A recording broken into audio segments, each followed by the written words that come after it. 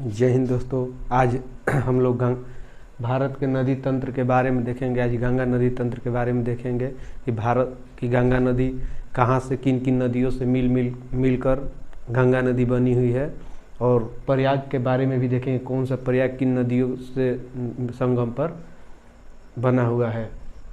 तो आइए एक एक करके हम लोग देखते हैं।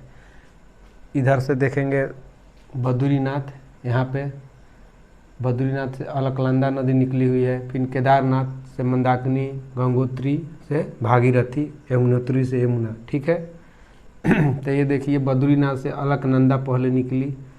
यहाँ पर एक यहाँ से धौली गंगा निकल कर आई यहाँ पे विष्णु प्रयाग अलकनंदा और धौली गंगा जहाँ पर मिली वहाँ पर विष्णु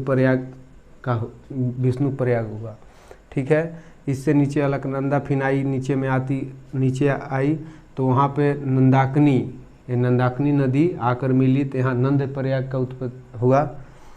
इसके बाद अलकनंदा नीचे आती गई तो वहाँ पे आके पिंडार नदी वहाँ पे मिली, तो यहाँ पे कर्ण प्रयाग का हुआ। यहाँ पिंडार नदी और अलकनंदा मिली। दो नदियों में जिनका गहराई सबसे ज़्यादा होता है उसी के नाम से पुकारा जाता है। तो अलकनंदा ये सब नदियों से ज़्यादा गहरी है। इसी प्रकार आगे अलकनंदा आती गई तो यहाँ पे केदारनाथ से मंदाकिनी नदी आकर यहाँ पे मिली। जहाँ अलकनंदा से मिली वहाँ पे रुद्रप्रयाग। इसके बाद गंगोत्री से भागीरथी आती गई, आई वहाँ से नीचे आकर यहाँ पर अलकनंदा से मिली वहाँ पे देवप्रयाग। तब विष्णु प्रयाग, नंद प्रयाग, कर्ण प्रयाग, रुद्र प्रयाग और देव प्रयाग, ये पांचों प्रयाग हम लोग का यहाँ पर, इसका नाम तो नहीं लिखे लेकिन इंडिकेट कर दिए हैं, इसलिए थोड़ा सा आगे बता भी देंगे, लिख भी देंगे इनका। ठीक है। यमुनोत्री से यमुना नदी निकली हुई है, जो कि आकर यहाँ इलाहाबाद यानी कि प्रयागराज जो बोला जाता है, अभी फ़िलहाल में नाम बदल गया, तो वहाँ पे आके यमुना नदी मिलती है।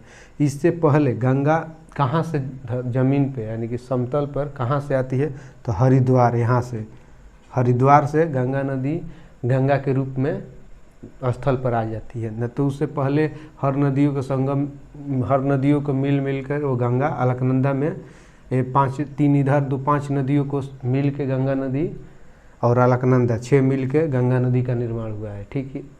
गंगा नदी कहीं से निकली नहीं है, वो नदियों को मिल के गंगा नदी बनी हुई है। तो यहाँ से हरिद्वार से आके समतल पे गंगा नदी आ गई है। ठीक है। तो हम लोग को गंगा नदी के जहाँ से बनी हुई है सब नदियों से मिलके इसके बारे में देखें।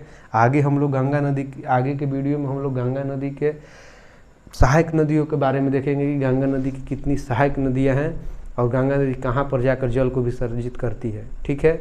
आप हमारे अगर चैनल पर नए हैं तो आप वीडियो को लाइक करें, चैनल को सब्सक्राइब करें, बेल आइकन को ऑन करें, जिससे कि नए वीडियो का नोटिफिकेशन सबसे पहले आपको मिले। मिलते हैं अगले वीडियो के साथ। जय हिंद।